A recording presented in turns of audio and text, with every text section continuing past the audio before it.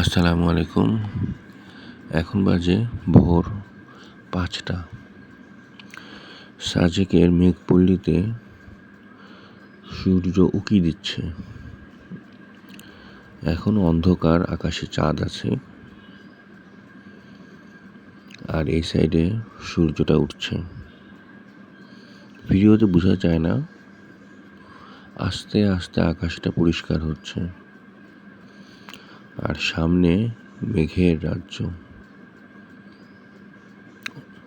অসম্ভব সুন্দর। কত মেঘ দেখেন। এই মেঘগুলা সারা রাত এখানে জমা হয়েছে। স্তরে স্তরে মেঘ, মেঘের উপরে মেঘ। নিজের চোখে যদি না দেখেন তাহলে কোনোভাবেই এটা আপনি অনুভব করতে পারবেন না।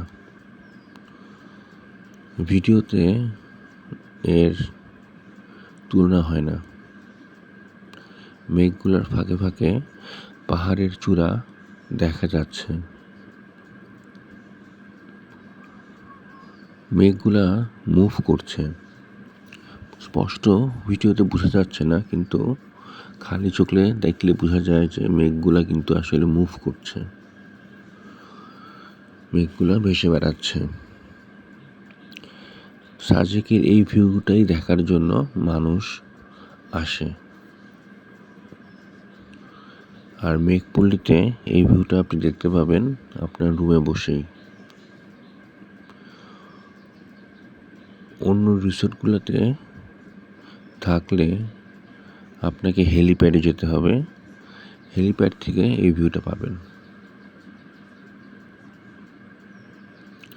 আস্তে আস্তে সূর্য উঠছে, তার আভাটা মেঘের ফাঁক দিয়ে দেখেন সুন্দর বোঝা যাচ্ছে।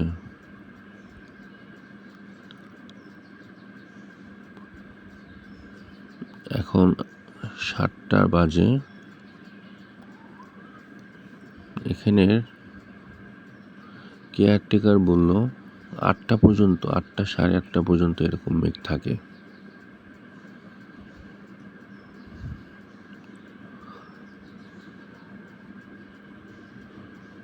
সমুদ্রের সৌন্দর্য যেরকম, পাহাড়ের সৌন্দর্য অন্যরকম। এক একটা এক এক রকম সৌন্দর্য, কোনোটার তুলনা হয় না। প্রকৃতিকে দেখতে চোখ লাগে।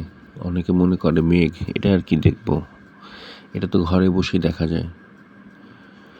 কিন্তু যার কাছে এই সৌন্দর্যের গুরুত্ব আছে সেই বুঝবে সাজেক কি জিনিস।